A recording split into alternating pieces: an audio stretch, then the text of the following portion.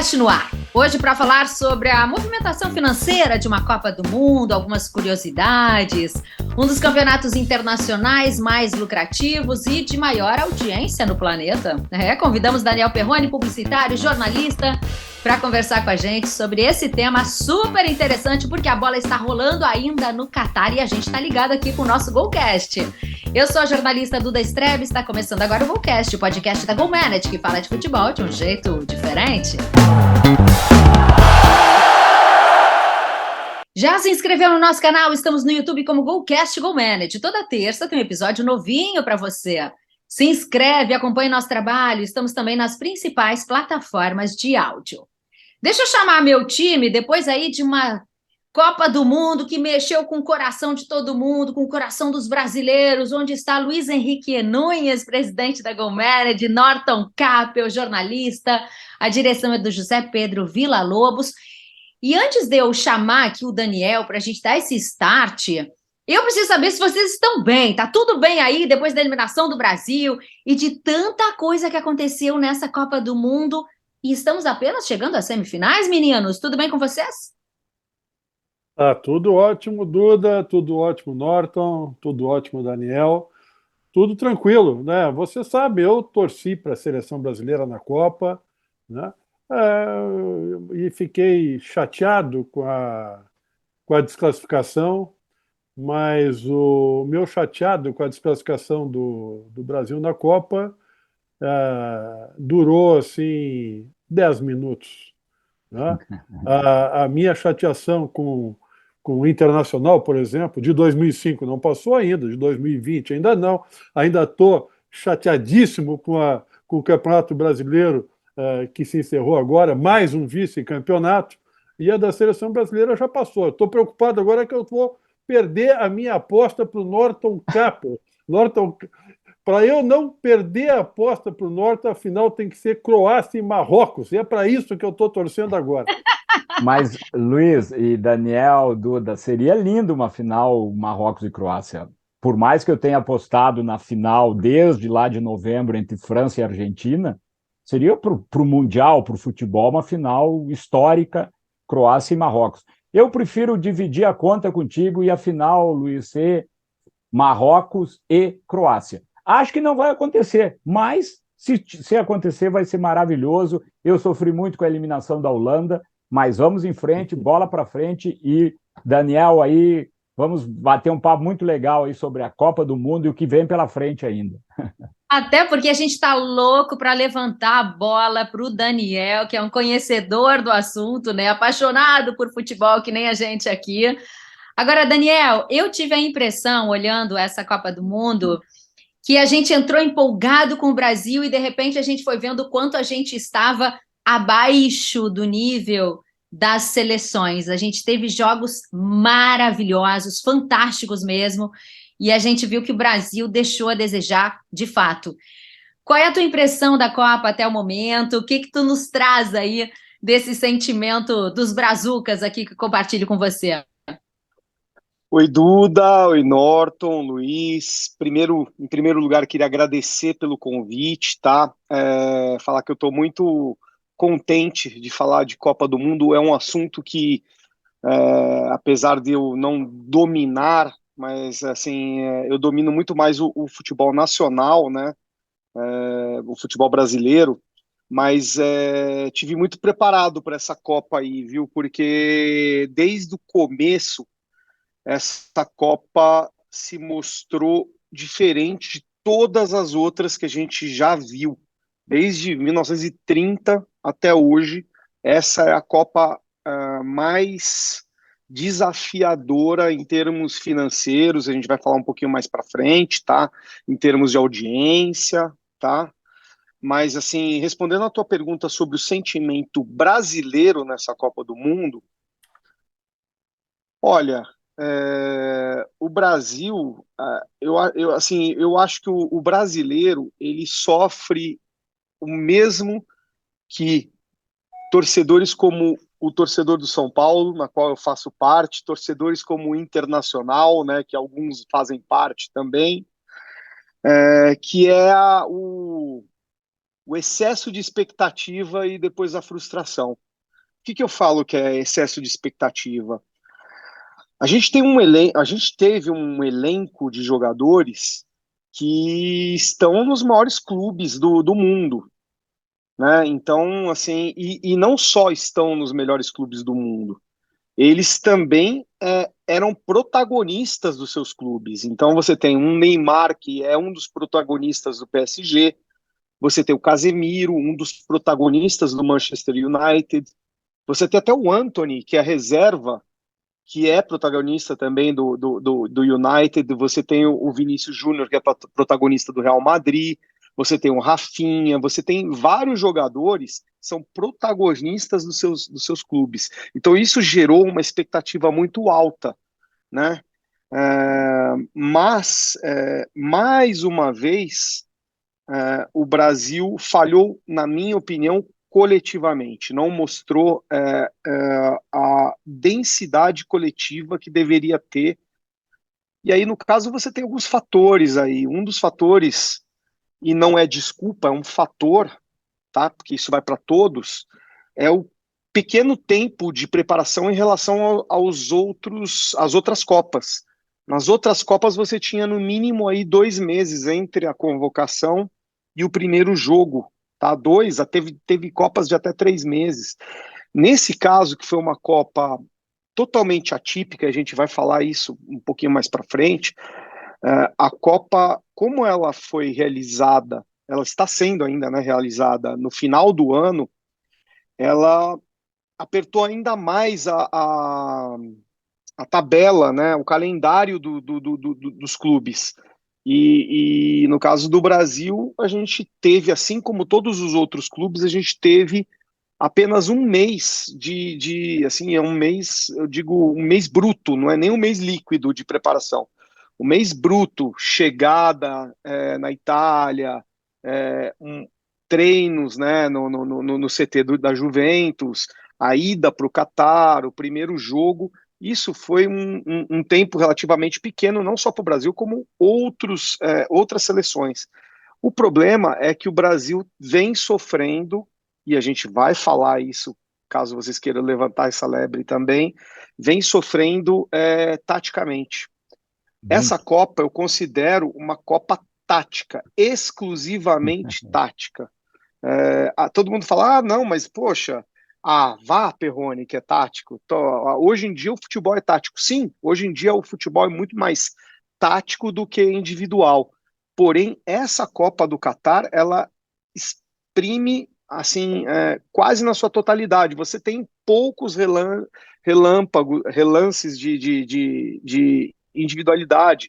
Você tem um Messi atuando bem, mas você tem uma Argentina entregando para o Messi essa capacidade taticamente. Você vê uma Argentina jogando taticamente para o Messi. Portugal, a gente pode falar também um caso à parte, né? Uma ousadia do técnico Fernando Campos, né? Ter tirado o Cristiano Ronaldo, né?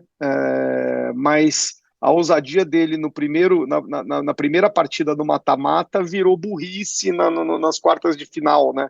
O torcedor de Portugal. Mas, enfim, o Mbappé, ele é uma estrela da equipe francesa, mas você vê outros jogadores girando em torno dele. Para mim, não é nem o Mbappé o melhor jogador hoje na Copa do Mundo da França, e sim o Griezmann. O Griezmann faz essa equipe rodar, né? O Griezmann, mas aí, Daniel, só entrando nessa questão rapidamente, desculpa aí, mas assim, aí claro, tem o trabalho do treinador, né? O que o certeza. Deschamps fez com o Griezmann, a própria mudança tática que ocorreu no jogo da Holanda com a Argentina, de um modelo para outro, uma mudança radical. E é isso que tu falas. O Brasil foi igual o tempo inteiro. 4 jogos absolutamente igual. Não teve uma alteração tática eu posso te falar, nenhuma novidade. é verdade, eu posso te falar ainda mais. Eu tive muita esperança no Brasil quando o Tite ele mudou o esquema nas eliminatórias. O Tite tirou os 2 atacantes fixos, recuou o Neymar e colocou 2 pontas para jogar. Que ele ou intercalava o Vinícius com o Rafinha ou intercalava o Vinícius com o Antony, né? A partir daquele momento que o Tite mudou taticamente o Brasil, eu tive a esperança, porque eu imaginei que o Brasil teria mais alternativas táticas para vencer um jogo, né? Mas a gente se iludiu, como a gente se ilude com os São Paulinos e os Colorados se iludem com o campeonato estadual, né? Acham que está tudo resolvido com o campeonato estadual. Os brasileiros se iludiram com a. E eu me incluo nisso, tá? Eu não sou professor de nada. Eu também Você me sofre com a iludi. gente, é isso aí. Também me iludi, perdi dinheiro em aposta com o jogo engessado do Brasil e principalmente a falta de manutenção tática quando o jogo estava sendo vencido por 1-0 no segundo tempo da prorrogação, né, gente? Isso não é inadmissível. Você pode estar jogando mal o jogo inteiro, ou então estar recuado, não oferecer perigo para o seu adversário. Agora, quando você faz um gol no segundo tempo da prorrogação, a missão sua é ficar com a bola, que é o que o Brasil sabe fazer, ficar com a bola. O Brasil joga com a bola. A Croácia não precisa ter a bola, ela teve a bola contra o Brasil no tempo normal do jogo para quebrar o Brasil, para dificultar a atuação do Brasil na partida. Conseguiu. A partir do momento que o Brasil fez um gol num lance é, genial, eu digo, do Neymar, né? Pegou a bola debaixo do braço e falou: vou fazer o gol, e fez. Você não pode estar com 7 pessoas à frente da linha da bola no segundo tempo, entendeu? Você não pode estar com o time todo atacando aos 12 minutos do segundo tempo, que foi quando saiu a única jogada pro gol da Croácia. A Croácia teve jogadas perigosas, mas nenhuma foi no gol, nenhuma foi nas mãos do Alisson. Essa, infelizmente, foi. Pois é, e aí, será que a solução, Luiz, está no treinador estrangeiro? Porque agora a gente procura esse técnico aqui, né? Onde é que está a solução agora para essa seleção brasileira? A solução está com o presidente da CBF, que a escolha vai ser dele, pessoal, então tu viu que a solução não existe, né? O Daniel colocou tantas coisas, né? Vou começar pelo fim do papo do Daniel, né? Porque aquilo que aconteceu depois que o Brasil fez 1-0, e depois na cobrança de pênalti, são erros daquele momento, não são erros estruturais, da preparação, da maneira de jogar. Ali, nitidamente erraram, né? O treinador, talvez não sendo mais incisivo à beira do campo, no sentido de pedir para o time não subir, né? Ou segurar mais a bola, embora tenha até imagens do Tite dizendo isso, mas talvez ele não tenha feito isso com mais força, né? O próprio Neymar reclamando: pô, não tem por que subir, faltam 5 minutos, o que está fazendo lá em cima? Então, ali houve, sem dúvida, um erro, né, dos atletas, do treinador. Na cobrança de pênalti nem se fala, né? Um absurdo colocar um menino, por mais experiente que ele esteja, né, um jogador do Real Madrid, que já fez gol decisivo em semifinal de Champions, mas é um menino de 21 anos, numa Copa do Mundo, não tem a menor necessidade dele ser o primeiro cara a bater um pênalti, né? E depois a própria explicação do Tite, dizendo que o Neymar bateria o 5º e decisivo pênalti, e não tendo percebido que o decisivo pênalti era o 4º, e não era o 5º, que era obrigatório fazer o 4º pênalti para botar pressão no jogador croata para fazer o gol. Então isso aí é um monte de erro, né? Essa questão do sistema tático, eu concordo com vocês, mas a gente tem que lembrar que antes da Copa, né, até antes de outras Copas, sempre tem uma polêmica, né? O Brasil se acostumou a jogar como os europeus, o Brasil é diferente, é o país do futebol, os jogadores têm habilidade, o Brasil ganhava de todo mundo quando os jogadores driblavam, jogavam com alegria, com criatividade, agora o negócio está mais preso. E me parece até que quando o Tite colocou esses jogadores, né, o Vini, o Neymar, o Richarlison, um time mais ofensivo, né, o Rafinha, ele quis um pouco disso, de recuperar um pouquinho da essência do futebol brasileiro. talvez não tenha dado certo, ou estava dando certo até o erro acontecer de não segurar o jogo contra a Croácia. E por fim, né, você falou aí da questão de... Os jogadores são protagonistas, né, nos seus clubes, né, alguns no Tottenham, outros no Real Madrid, outros no Manchester United, né, e são, de fato, o Alisson no Liverpool, né, tanta gente protagonista nos seus clubes. E protagonistas em que clubes? Né? Clubes europeus, na grande maioria, ou quase que na totalidade. Clubes europeus. E o nosso treinador, ele não é um treinador europeu, ou não está acostumado com esse tipo de jogo europeu. Né? Será que a solução é alguém acostumado com esta nova não, né? Com este jeito de se jogar futebol? Sim ou não? Né? Apesar do Tite sendo exclusivo da CBF, ter todo o tempo do mundo para pesquisar, para estudar, para viajar, para assistir jogo, mas você falou bastante coisa, e eu também falei aqui, é complexo, a gente não sabe onde é que está a solução. Mas, Eu gostaria, sim, Norte. Não, conclui, desculpa. Não, eu gostaria muito de ver um treinador de fora mesmo. Eu acho que o Brasil hoje não tem grandes nomes para cuidar da seleção. Eu gostaria... Se tu está na tua empresa e tu quer investir num projeto, ou tu quer fazer alguma coisa nova na tua empresa, tu vai trazer pessoas que tenham conhecimento daquilo, que tenham experiência nesse tipo de projeto. Para o projeto de futebol hoje que joga o mundo, nós temos que buscar um treinador que tenha experiência na maneira que o mundo hoje joga futebol. São os nossos treinadores aqui no Brasil que têm essa experiência? Não sei, acho que não. Acho que não. Eu acho que nós temos que buscar treinadores lá fora. Aí falo, o Guardiola. O Guardiola renovou até final de 2025 por uma fortuna com o City. Falo no Ancelotti, no Mourinho. Nós temos aqui um treinador estrangeiro no Palmeiras, né, o Abel Ferreira. Né? Jorge Jesus, eu não acredito. Né? O Jorge Jesus, eu tive a oportunidade de acompanhar mais de perto o trabalho dele em Portugal. E ele não tem feito bons trabalhos, o Jorge Jesus. O bom trabalho do Jorge Jesus é no Flamengo, né? Que tinha um elenco muito superior aos demais. Não sei qual é a solução, mas eu acho que vai um pouco por aí.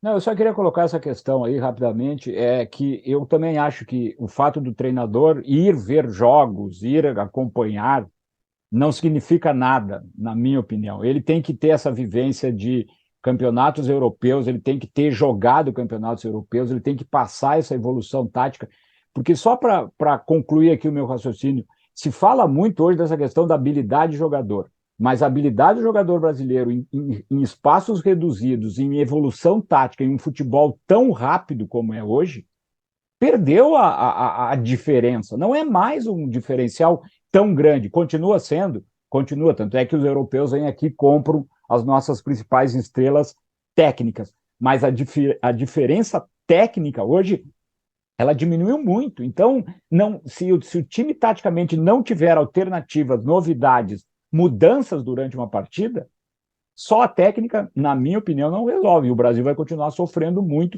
se não fizer uma ruptura. E veja bem, eu, por mim, não quero ruptura, mas eu estou aqui falando como jornalista, como crítico. Então, eu acho que tem que mudar mesmo e para valer. Daniel, você concorda, Daniel? Precisamos de uma receita estrangeira no comando aí da seleção? Então, vamos assim por eliminação, porque eu também não tenho essa certeza de que um técnico estrangeiro resolveria o nosso problema. Eu não tenho certeza que essa é a chave, tá? Então, por eliminação, eu não abriria a possibilidade de um treinador que não tenha um currículo vencedor treinar o Brasil, como é o caso do Fernando Diniz, eventual convite, por exemplo, a um Rogério Ceni. São nomes que são especulados, né? Mas esses eu já descartaria, porque o Fernando Diniz ele precisa primeiro mostrar no Brasil que ele é um técnico vencedor, tá? Que ele é um bom técnico e que ele é um técnico que pensa diferente dos outros, a gente já sabe que é. Agora, se isso aí vai se resultar em eficiência para os clubes que ele treina ou futuramente para uma seleção, isso é mais para frente, não é para agora. Eu não contrataria agora um jogador, um técnico como o Fernando Diniz, por exemplo. É, tem um Eu detalhe acho nessa que você história. não contrataria o Fernando Diniz nem para o teu São Paulo, eu acho. Olha, eu vou falar para você, Luiz, que o Fernando Diniz foi um mal necessário para o São Paulo. Por quê? Porque o São Paulo, ele estava contratando técnicos, não técnicos errados, mas de uma maneira errada. Estava pagando muito por um técnico e estava trocando muito de técnico. Isso é efeito de má gestão, né? Você troca, combina com um técnico 2, 3 anos e demite em um ano, ou então combina em um ano e demite em 6 meses. Aí você vai acumulando dívidas, né? Essas dívidas que o São Paulo tem e que outros clubes brasileiros têm é por má gestão, e um dos motivos é a falta de convicção num trabalho técnico, né? Então, o Fernando Diniz não ganhou nada pelo São Paulo. Inclusive, a gente viu que ele perdeu um título brasileiro que estava ganho, né? Assim, é muito difícil falar que estava ganho porque o campeonato é muito difícil, né? O campeonato brasileiro é muito difícil. Mas o Fernando Diniz estava com a equipe controlada e por uma situação pontual, uns 3, 4 jogos, uma discussão, uma perda de vestiário, perdeu o título brasileiro, que também eu vejo que foi também por um outro detalhe, foi um detalhe típico do São Paulo e não um detalhe do campeonato em si. A gente teve a pandemia em 2020, né? E dessa pandemia, 2020 ou 2021? Foi 2020. E dessa pandemia, o torneio foi arrastado para começo de 2021. Então, a decisão do Campeonato Brasileiro foi em 2021. E o São Paulo teve eleições em dezembro de 2020. Então, trocou-se a gestão e tirou-se o gerente de futebol e o diretor de futebol. Então não foi só o problema Fernando Diniz naquele momento. Também foi um problema, mas acho que, na minha visão aqui, como São Paulino, foi pior a troca de gestão no meio. Eles poderiam ter também arrastado essa, essa eleição para depois do campeonato. Essa eleição no São Paulo sempre foi em abril, e ela prejudicava muito o planejamento, né? Porque em abril, como é que você vai contratar jogador? Como é que você vai pensar, né, uma nova direção, né? Então aí o que eles fizeram? Eles trocaram para dezembro. Foi uma boa tacada, mas naquele momento, dezembro era inapropriado para ter uma eleição. Então, assim, é só para vocês entenderem pontualmente o que aconteceu com o Fernando Diniz no São Paulo, mas isso não exclui o que eu penso nele na seleção brasileira. Eu acho que ele precisa provar muito antes. Eu acho uma aventura colocar o Fernando Diniz no Brasil neste momento. Agora, tem uma situação que eu queria compartilhar com vocês, que é uma situação muito particular de treinadores de seleções. Os treinadores de seleções, eles não convivem o dia a dia com os jogadores. Então, é diferente você ter o Guardiola, por exemplo, se eu não me engano, nunca treinou uma seleção. Ele convive dia a dia com os jogadores. A mesma coisa do Abel Ferreira no Palmeiras. O Abel Ferreira no Palmeiras, ele é muito.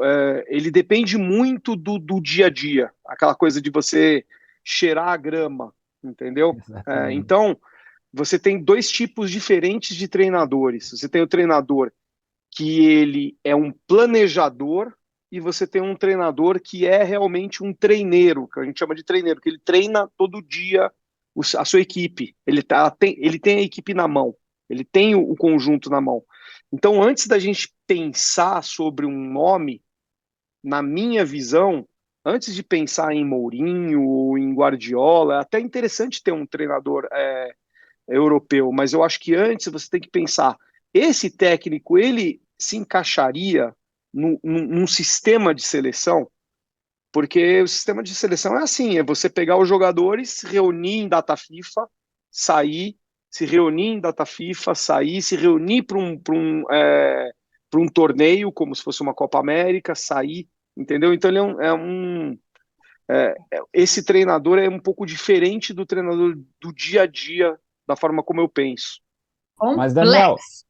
não, Daniel, mas tu colocasse um ponto, aí deixa eu fazer uma provocação aqui, que o Paulino aqui, um jornalista português, um radialista português, há 2 episódios atrás, fez esse mesmo comentário em relação a treinadores portugueses que talvez não assumissem a seleção portuguesa, que Portugal hoje exporta treinadores para o mundo inteiro, tem uma capacidade gigante de produzir grandes treinadores, e que muitos não querem exatamente por essa coisa do relvado, né? De não ter o contato diário com o relvado. Mas a CBF teria inteligência hoje suficiente para fazer esse tipo de avaliação, para fazer esse tipo de decisão? E o Luiz até já fez essa brincadeira, o Edinaldo, o presidente da CBF, hein, Luiz, que assumiu para si essa decisão. Será que tem essa capacidade de fazer essa articulação, discutir? O Norton, até antes do Daniel responder, a partir do momento que um assunto com essa complexidade, né? Nós estamos aqui, sei lá, 15, 20 minutos falando disso, né? Com essa complexidade, alguém disse assim, vai ser uma decisão pessoal do presidente, por melhor que seja esse presidente, por mais conhecimento que ele tenha, já está errado. Já está errado, porque, cara, o treinador, né? Não é à toa que lá na Europa ele é o manager, não é só o treinador, né? Vai ser uma decisão pessoal, então, cara, eu acho que pode ser até que dê certo, né?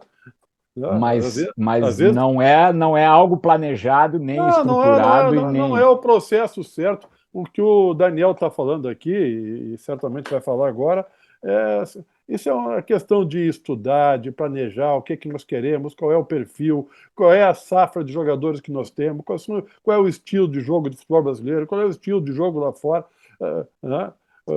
Qual é a tendência para a próxima Copa do Mundo, enfim, já tem tanta coisa para tu botar numa balança que não pode ser uma decisão pessoal, tem que ser uma decisão de um colegiado que entenda do assunto e que entenda e que tenha expertise suficiente em todas essas áreas que a gente está falando aqui. Ou seja, a CBF não terá, mais uma vez, né, competência para tomar uma decisão, como não tem competência para uma série de decisões que ela tem que tomar aqui para o bem do nosso futebol. Talvez a gente esteja passando problemas no nosso futebol porque a CBF não colabora com isso, né? Desde o simples calendário até um montão de outras coisas que a gente já citou por aí. Concordo plenamente. Acho que a raiz do problema é o modo como a CBF gere o futebol.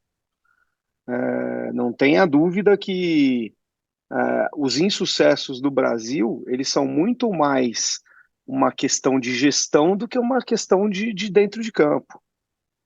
O que acontece dentro de campo é uma reflexão de tudo que a gente vê aí, que a CBF pratica ao longo dos anos, desde gestão simples de jogadores até, por exemplo, pagamento e distribuição de renda, né?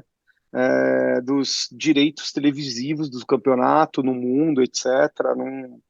A gente, eu posso até depois levantar os números para vocês, mas a gente está atrás, o Campeonato Brasileiro está atrás da segunda divisão do Campeonato Inglês. Isso eu tenho certeza. Só não sei os números aqui agora, mas assim, é inadmissível. E mais uma vez, eu acho que o brasileiro é um iludido, porque nós temos realmente os melhores jogadores, mas a gente acha que o nosso futebol, que o nosso país ainda é o país do futebol. Não é mais. Não chega nem. Olha, o Brasil perde da Turquia em termos de paixão, perde da Argentina em termos de paixão, perde de diversos países da Europa em termos de organização. Enfim, nós temos temos talento, mas a gente não sabe segurar e aproveitar esses talentos. Tinha que fazer um resgate, né? A gente tinha que parar, olhar para dentro e dar uma organizada na casa, né? Porque o que a gente vê realmente é o reflexo disso que você está falando. Agora, eu estou muito curiosa, Daniel, porque a gente leu uma pesquisa que vocês fizeram sobre a movimentação financeira na Copa do Mundo. E eu acho que essa Copa, e você falou isso ali na abertura, né? A gente já sabe de um investimento 14 vezes maior do que na Rússia. A gente viu tecnologia muito legal em campo. Eu queria que tu trouxesse um pouquinho disso para a gente, que eu acho muito interessante, né? A gente está aí com tanta novidade para compartilhar e do legado que Catar nos deixa, né? Sim, Duda, eu fiz um estudo, né, sobre a Copa do Catar para Campus Party, né, que é um evento, não sei se vocês conhecem, é um evento de tecnologia, né, o maior evento de tecnologia do mundo, né, e você tem versões no Brasil, você tem versões em São Paulo, Goiás, Bahia, né, tá voltando agora, né, esse foi o primeiro pós-pandemia, né, presencial, esse de São Paulo, e eles me convidaram para falar sobre futebol e tecnologia. E aí a gente estava prestes a começar uma Copa do Mundo, foi a deixa de eu poder fazer esse estudo todo, né? E para chegar aos números da Copa do Mundo, eu primeiro procurei entender qual era o evento de maior audiência no planeta, né? Não sei se vocês têm essa ideia, se chegaram a ver a apresentação, né? Mas o maior evento do mundo não é a Copa do Mundo. Tampouco os Jogos Olímpicos, também não é a UEFA Champions League e também não é o futebol americano, né? Em especial o Super Bowl, que é o evento que atrai multidões, né, nos Estados Unidos, também no mundo. O maior evento do mundo, com 3,5 bilhões de audiência, é a Tour de France, que é um campeonato de ciclismo em volta da França, né, do país, né, com várias etapas, e que é acompanhado por 3,5 bilhões de pessoas. O segundo evento mais assistido do mundo é a Copa do Mundo, e aí você vem com 3,3 bilhões, né? Aí depois, em terceiro lugar, não sei se vocês sabem, é o Campeonato Mundial de Cricket. Por quê? Porque é Sim. muito visto na Índia, é muito visto na China, né? São países que são super populosos, né? Então, você tem essa dimensão do cricket que o brasileiro não tem, né? Aí você tem os Jogos Olímpicos, você segue com os Jogos Olímpicos de Inverno, né? Os Jogos Olímpicos de Inverno, para vocês terem uma ideia, ele atingiu um patamar tão alto que ele tem a mesma audiência dos Jogos Olímpicos de Verão, são os Jogos Olímpicos que a gente está acostumado a assistir, né? A gente acha que os Jogos Olímpicos têm audiência dobrada em relação aos de inverno. Hoje em dia, não. Hoje em dia, inverno e verão têm o mesmo número de audiência, 2 bilhões. Boxe, 1 bilhão. Eventos de boxe são impressionantes, né? A gente também não tem essa noção no Brasil, né? E aí depois você vem lá atrás, tá? O boxe você tem 1 bilhão de audiência, tá? Os principais eventos de boxe. Aí você tem lá atrás a UEFA Champions League com 380 milhões. Então você tem 4, 5 degraus para trás. Aí você tem atrás da UEFA Champions League, você tem o Super Bowl, que todo mundo imagina ser o evento. Por quê? Porque tem os 30 segundos mais caros do planeta, né? Que é do intervalo, né? Então, você imagina que por ter os 30 segundos mais caros do planeta, Super Bowl Sejam. deve ser o evento com maior audiência do planeta, e não é. É pouco menos de 10 vezes menos que a Tour de France. E a Copa do Mundo do Catar, ela veio para... A gente ainda vai ver isso num próximo momento, mas ela veio para tomar o primeiro lugar em audiência da Tour de France. Tá? A estimativa, né, de audiência da Copa do Mundo do Catar é de 5 bilhões de pessoas assistindo, tá? Em termos brutos, né? E para isso, o investimento do Catar, né, acho que muita gente agora já sabe, mas na época da Campus Party, que foi um mês atrás, mais ou menos, pouca gente tinha essa noção, né? O investimento que o Catar fez foi 14 vezes maior do que o da Rússia. No Brasil, em 2014, você teve... Não, vamos começar lá atrás. Japão-Coreia, que foi o último campeonato do Brasil, então tá fresco na memória de todo mundo, né? Em 2002, o investimento para a Copa do Mundo foi de 1,6 bilhões. 1,6 bilhão, né? Desculpa, perdão. Para a Copa do Brasil, isso já foi multiplicado quase 3 vezes, 4,8 bilhões. E eu lembro que na época foi um escândalo até aqui no Brasil, né? Esse valor. Continua sendo um escândalo, na minha opinião, mas isso a gente pode falar depois. Na Copa do Mundo, esse valor aumentou, mas não foi um aumento exponencial, 5,2 bilhões. Copa do Mundo do Catar, 200 bilhões. Essa pretensão eu acho até pequena de 5 bilhões de pessoas, né, para esse investimento. Mas o Catar, ele não investiu somente em estádios, né, e em tecnologia, ele criou praticamente cidades inteiras, né, ele acelerou o processo da construção das cidades, né, do país em torno da Copa do Mundo. Então, mas Daniel, eu só preciso te perguntar, porque aí eu fico aqui como jornalista, tu conhece jornalista, claro. Porque qual a relação que traz o investimento feito pelo país, e esses números fantásticos que tu estás nos trazendo, mas em relação às pessoas se interessarem, porque se tu não tiver um bom jogo, se tu não tiver os craques, não aconteceria isso, e ter 5 bilhões ou mais de pessoas assistindo, para mim, num universo tão multifacetado hoje, de tantos interesses, é algo extraordinário.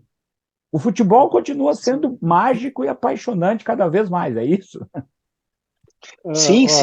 Mas assim, olha, eu não tenho como te responder isso agora, Norton. A gente precisa ver os números depois, né? Esse é o grande desafio, né? É você ultrapassar a audiência, a maior audiência do mundo. Esse é o desafio desse ano, é você ter o evento de maior audiência. O que eu posso te falar é o seguinte: dinheiro não traz desaforo. Então, se eles investiram 200 bilhões de dólares, é realmente um valor inacreditável, que certamente parte desse dinheiro é revestido em audiência, né? E a gente tem aí um fenômeno, né? Isso os meus amigos me comprovaram, né? Porque eu tenho vários amigos que estão na Copa até agora, né? A gente chama eles de pé frio, né? Tem alguns que chegaram só para as quartas de final, né? Imagina, né? Chegaram para comprar as quartas de final para ver o Brasil ser eliminado, a gente fala, né? Mas assim, eles estão lá, eles falam para gente que o que tem de torcedor chinês, indiano, acompanhando e vestindo, são os adeptos, os fãs, né? Não são os originários torcedores, mas esse é o público que impulsiona a audiência. Público da Índia, público da China, e acredito que a China e a Índia vão impulsionar essa audiência da Copa do Mundo, que talvez não tenha sido tão impulsionada nas últimas edições. Vamos ver isso mais para frente. Ô, Daniel, eu fiquei com a mesma curiosidade do Norton, né? Até faria uma pergunta bem parecida. O esporte é o mesmo, né? Pô, quem gosta de ciclismo continua gostando de ciclismo, quem gosta de cricket, e o futebol, de certa forma, é o mesmo, né? Por que que agora nós teríamos uns 5 bilhões, né? E teríamos essa quebra de recorde de audiência em função do investimento? É exatamente a mesma dúvida que o Norton ficou, eu fiquei também. O que que eles investiram para gerar a audiência, né? Não sei, assim, eu acho que na cabeça de todo mundo, né? Sempre ficou aquela história, poxa, a Copa do Catar vai ser um espetáculo, porque é um país muito rico, né? aqueles estádios fabulosos. Pô, todo mundo diz assim, pô, até ar-condicionado vai ter no estádio. Pô, olha o que esses caras estão fazendo. Vai dar para assistir um jogo atrás do outro, porque tem linha de metrô ligando um estádio ao outro. Ficou aquela curiosidade sobre a grandiosidade que seria a Copa no Catar, né? Então, talvez isso tenha gerado um pouco de audiência. E Luiz, outra... Sim. não, completa, Não, por favor. e outra questão, né? O Catar investiu 200 bilhões, 14, mais de 14 vezes do que a última Copa na Rússia. Algumas razões tem para isso, né? Primeiro porque pode, né? Porque é um país muito rico, como se disse. Mas tinha também uma questão política, estratégica, de inserir mais o país em questões aí de ter um papel mais significativo nos assuntos aí que rodam o mundo, né? O mundo cada vez mais global. E mesmo sendo um país rico, é um país muito pequeno, né? O Catar é quase que a metade de Sergipe, que é o menor estado brasileiro. Então, isso obrigou, né, de certa forma, a muita infraestrutura para poder receber tanta gente, né? Um exemplo é que eles tinham 30 mil quartos de hotel e aí tiveram que construir hotéis e colocar à disposição também navios de cruzeiro com uma enormidade de quartos e espaço. Então, houve um investimento enorme em infraestrutura. Por outro lado, espera-se, né, ou leia, né, a gente lê por aí que o Catar espera recolher, ter como receita desta Copa algo um pouco mais de 20 bilhões que esse povo todo vai deixar lá na Copa. E 20 bilhões é 10%, né? Então, como que um país investe 200 pensando que ele vai ganhar 20, né?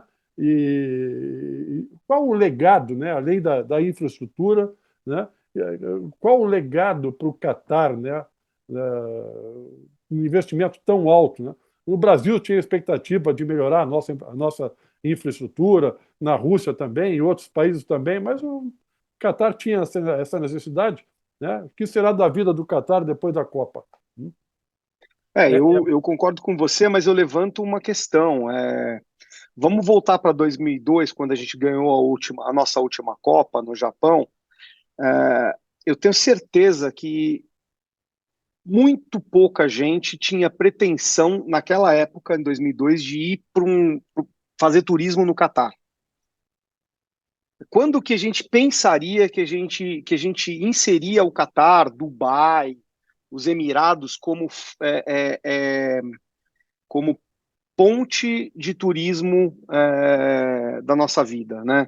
Hoje em dia, um dos países que futuramente serão os mais visitados é Dubai. As cidades e países, Dubai é uma fonte de turismo hoje em dia muito grande, né? Com parques, shoppings e arranha-céus. Eu acho que essa é a pretensão do Catar. Eu acho que a pretensão do Catar, é claro que eles oportunamente eles utilizaram-se da Copa do Mundo para poder fazer isso. Então, Copa do Mundo, para mim, na minha visão, é o portal, é a visibilidade para o mundo inteiro. E aí, no futuro, a gente vai ver se isso vai ser transformado em renda. Eu não acredito que seja 20 bilhões nos próximos 10 anos, por exemplo. Acho que é muito mais que isso. Então, acho que talvez o pensamento das autoridades do Catar, dos sheiks, num longo prazo aí. Nos próximos 20 anos, Catar ser definitivamente inserida em roteiro turístico do mundo inteiro, né? Pela infraestrutura criada. Não sei também, isso para mim é um levantamento meu. Não é Emirados nada... Árabes. Ô, Daniel, eu ia brincar contigo que os Emirados Árabes entraram no nosso mapa colorado em 2010, porque foi realmente uma invasão colorada lá. E foi lindo de ver, né? Porque é um país surreal, assim, né? A gente não visita costumeiramente, mas foi agora tu quer brincar com ele de verdade, tu lembra que foi depois de mais uma passagem pelo Morumbi, né? E o Daniel, não vou falar nada, não. E o Daniel estava lá sentadinho na arquibancada azul, que é onde ele gosta de assistir jogo. Na azul. Com certeza. Olha só a Com cor da certeza. arquibancada. Daniel, eu estava no Morumbi, sentada no meio da torcida do São Paulo, porque eu não Traíra. estava com a Trairagem, credencial Norton. do jogo. É. Não Não, pode gritar. não pude não. Comemorei depois em É, casa, no hotel. Mas, Daniel, eu tenho uma questão aqui que me surgiu agora aqui nessa tua conversa, porque tu trouxeste a questão da importância dos mercados, né, da China, que são o mercado, né, e da própria Índia. E aí eu te faço duas perguntas. Uma é a seguinte: o próprio Catar já está inserido no contexto do futebol, com o grupo o City, a própria Qatar Airways é sim. uma grande patrocinadora do futebol, é patrocinadora tem todo o movimento com a Europa. Então, o Qatar já vem mostrando essa potência no sentido de financiar e investir no futebol. E aí vou te fazer uma pergunta dentro de campo. O Marrocos ter chegado nas semifinais da Copa do Mundo, a importância disso para o mundo árabe, para os próprios muçulmanos, e aqui sem nenhuma questão religiosa, mas o quanto isso impacta numa população que é imensa no mundo, né? Isso acaba também tendo Eu não vou aqui falar, porque eu não acredito nisso, em teoria da conspiração, mas é um fato incrível o Marrocos, né, um país muçulmano, ter chegado numa Copa num país muçulmano. Isso nós não podemos esquecer e deixar de registrar aqui, né?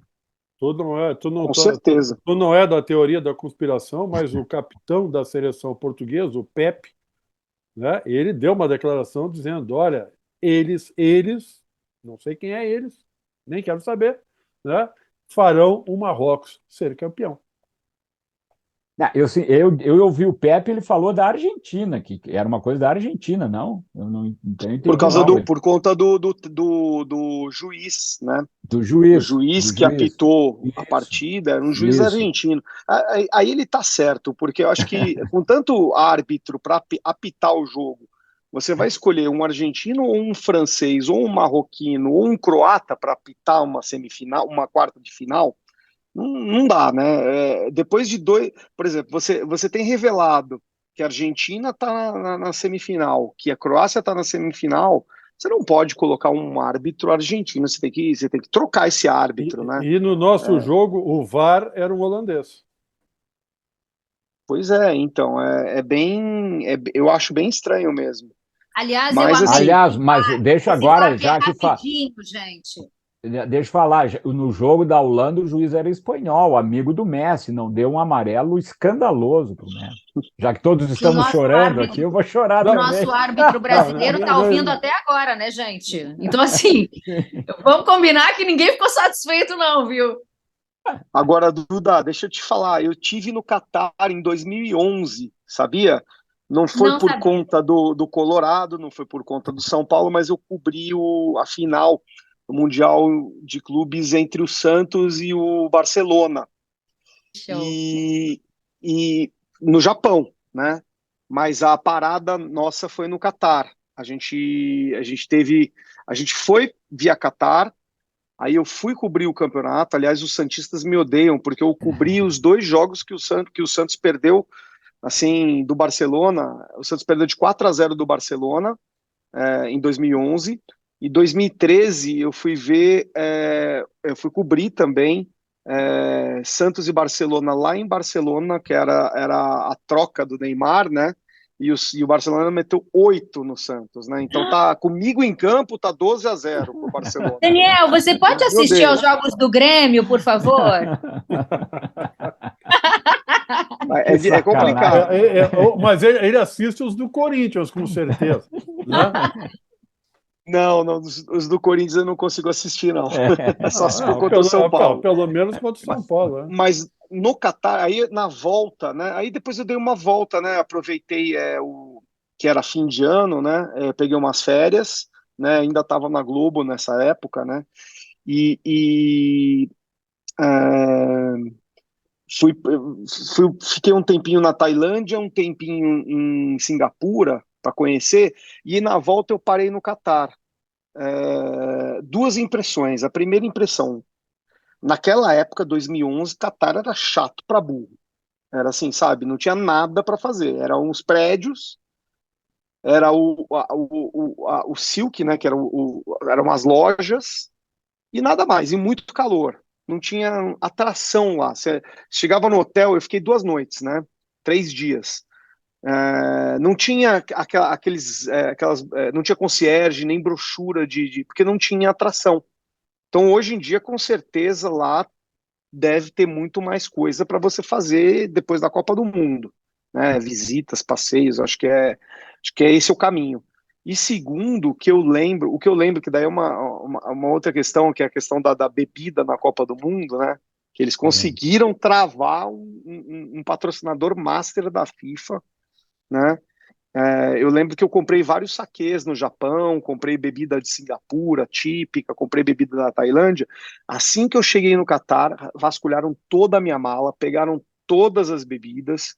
E eu nem ia consumir lá no Catar, ia ficar dentro da mala, né, para voltar para o Brasil. Mas eles pegaram tudo, reteram no aeroporto e me informaram que eu só ia ter de volta quando eu estivesse embarcando. E quando eu fui embarcar, eu só consegui pegar as bebidas aos 49 do segundo tempo, que eles não estavam querendo entregar.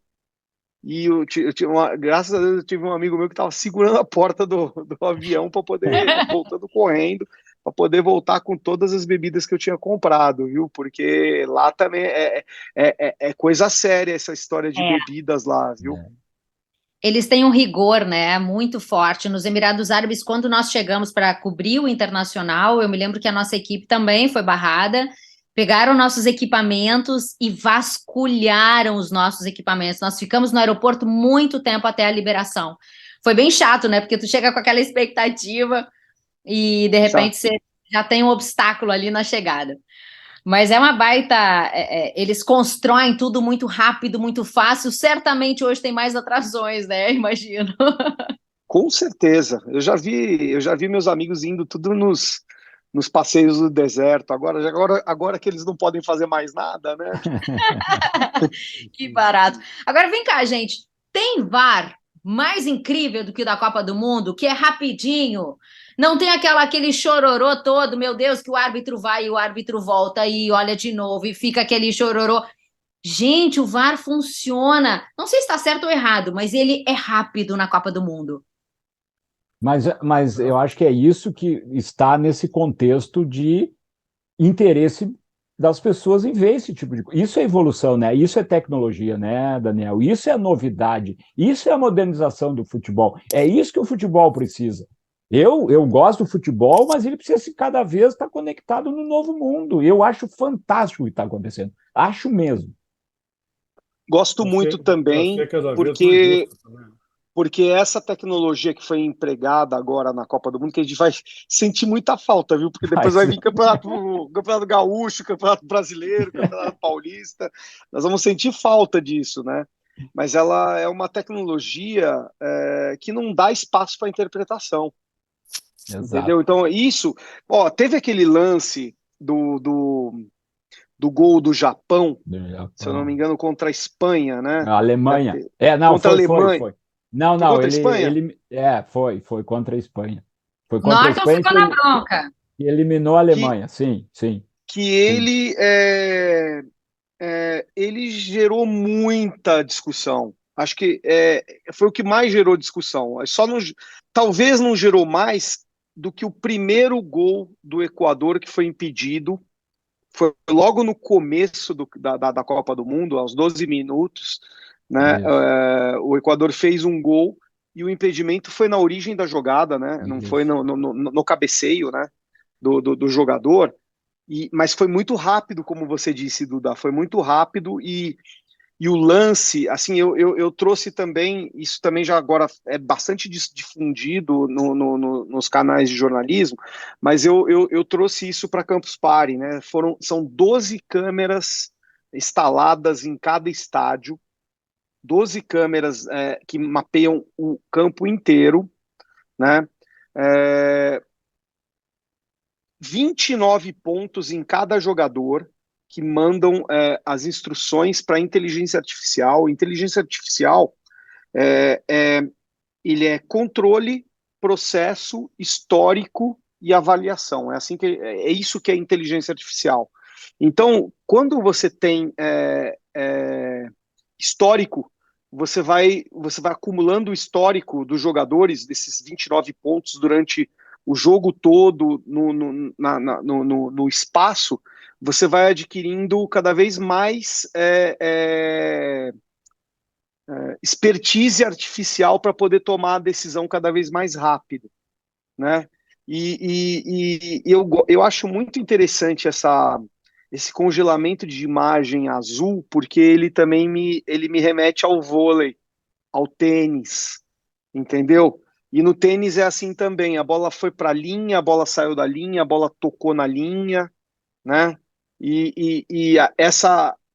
Essa dimensão azul aí, ela no impedimento, ou então na bola saindo ou entrando, né, ou dentro, ela me dá um critério, entendeu? A gente pode até discutir lances de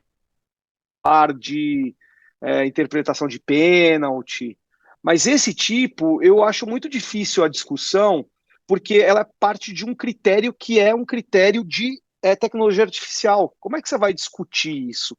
Entendeu? Você vai falar, mas eu não acho eu acho que saiu. Como é que você vai falar que você acha que saiu se a câmera está entregando que 1 milímetro está dentro da linha e quando a bola não passa totalmente a linha, isso é antes da inteligência artificial, né, gente? Isso é regra. Isso está na regra. Então, o que a inteligência artificial fez foi interpretar na sua totalidade a regra do futebol, da bola na linha, né? Pô, a gente teve casos clássicos em Copa do Mundo de gols que não foram dados por juízes, a bola congelada, quando você congela, a bola claramente está dentro do gol. Nunca mais vai acontecer isso, né? O único título da Inglaterra é um Foi episódio assim. incrível, né? Né? E é muito legal o processo. E aí o Maradona se vingou, né? Aí o Maradona se vingou porque fez o gol com a mão e não tinha VAR e até hoje tá lá o título da Argentina, né? E ele achou bonito, né, ter feito isso. Essa tecnologia, ela elimina, né? Mesmo com VAR tem uma discussão que sempre se teve, né? Que se tem, que se diz assim, pô, o cara está impedido, mas a origem, né? A origem do lançamento, a hora que ele toca na bola. E essa tecnologia elimina isso porque a gente sabe exatamente. E outra coisa, não é uma decisão do VAR, Luiz. É automático. Não é uma decisão do VAR. Não, é automático. É uma decisão da inteligência artificial, vamos dizer assim, que ela é enviada para o VAR e o VAR aciona o juiz e o juiz ele não tem como interpretar. Ele simplesmente apita a infração ou não. Exato. Né? Então, eu acho que abre pouca margem de discussão. E isso é muito bom para o futebol brasileiro, para o futebol como em geral. É uma pena que a gente vai ver isso aí depois de 10 anos, né, no nosso campeonato. Né? Como é que a gente vai ver essa Copa Regra é clara mesmo, né? De verdade. Daniel, que coisa boa conversar contigo, Daniel. Nós já estamos encerrando o nosso bate-papo. Eu já queria trazer o Daniel outras vezes, pode ser, gente? Pode, vamos combinar. Tem muita informação, Luiz. Não, passou aqui o batido, já estamos mais de 1 hora aqui. A gente não falou sobre a internet das coisas, né? Que é o IoT, né? A Internet of Things, que foi implementada pela primeira vez na Copa do Mundo, né? Sensores de temperatura nos uniformes, né? Pela primeira vez, a gente não sabe se isso aconteceu ou não, mas pela primeira vez, informações que vêm em microsensores na roupa das seleções, elas dão insights para a equipe técnica mudar a tática de jogo ou até mesmo alterar jogadores em tempo real. Claro que o Tite não deve ter feito isso, né? Mas a internet das coisas abriu possibilidade. Sabe quando o jogador atualmente ele tira a camisa e tem aquela espécie de sutiã que tem um chip que controla todos os movimentos? Não tem mais aquilo, agora é na roupa. São microsensores na própria roupa, você nem vê aquilo. Então, isso foi mais uma. E a gente pode falar mais para frente, teve os drones, né?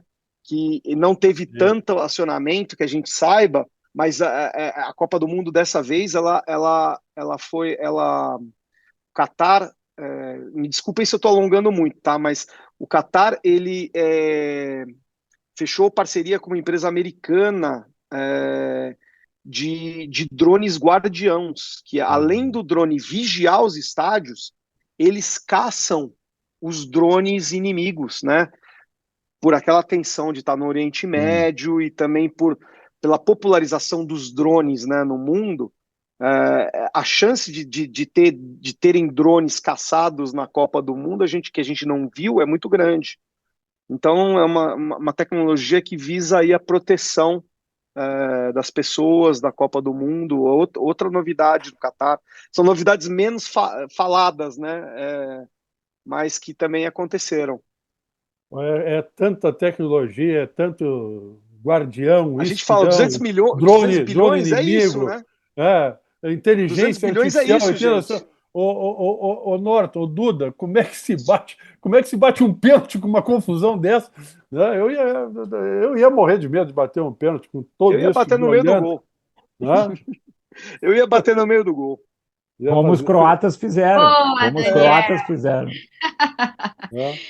Gente, só para fechar, fala, só para fechar, Daniel, quem é a tua final da Copa? Só para a gente fechar aqui a conta. Eu vou no clássico França e Argentina, tá? Mas assim, sem muita convicção, porque essa Copa tá trazendo bastante surpresa, mas eu acho que a França está muito preparada, está muito confiante, e a Argentina cresceu ao longo da competição.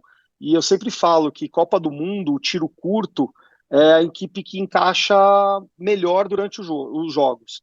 São poucos jogos, então quem encaixa vai para frente. E eu acredito que a França, por já ter conquistado o título passado e por ter feito uma boa fase de grupos, ela está com a confiança, né, mesmo sem tanta gente, né, sem tantos jogadores titulares. E a Argentina, meus amigos, a Argentina cresceu. Tem que tomar cuidado com os hermanos. Os irmãos quase que não passam da primeira fase. Né? Mas olha, você sabia que quando a Argentina perdeu dos Emirados Árabes, eu perdi dinheiro, óbvio, com aposta, mas eu recuperei quase em dobro, porque subiu o valor da Argentina se classificar em primeiro. E aí eu falei, essa é a oportunidade de eu colocar a Argentina em primeiro, porque não ia passar impune aquela derrota.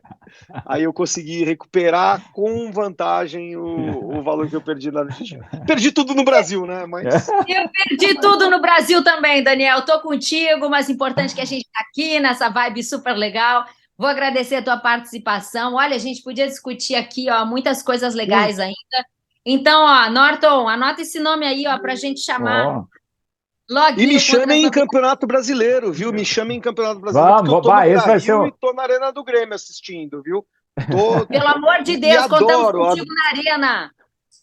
Adoro visitar Porto Alegre, uma das cidades que eu mais gosto de visitar em Campeonato Brasileiro, né?